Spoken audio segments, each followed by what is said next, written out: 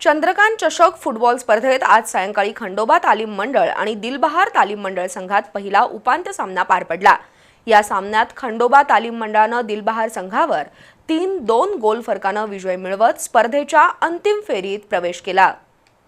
श्री बालगोपाल तालीम मंडळ आयोजित आणि जाधव इंडस्ट्रीज पुरस्कृत चंद्रकांत चषक फुटबॉल स्पर्धा छत्रपती शाहू स्टेडियमवर सुरू आहे। या स्पर्धेत आज खंडोबा तालीम मंडळ आणि दिलबहार तालीम मंडळ संघात चुरशीचा सामना पार पडला।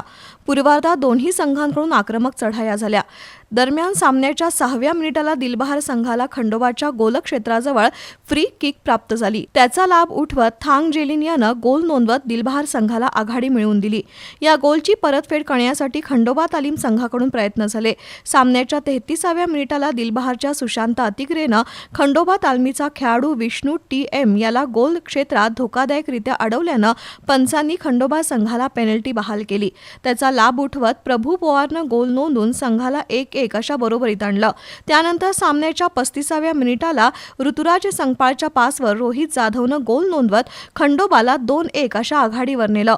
पाठोपाठ सामन्याच्या 41व्या मिनिटाला पृथ्वीराज साळोखेच्या पासवर रोहित पवारनं गोल करून खंडोबा संघाला 3-1 अशा आघाडीवर नेलं।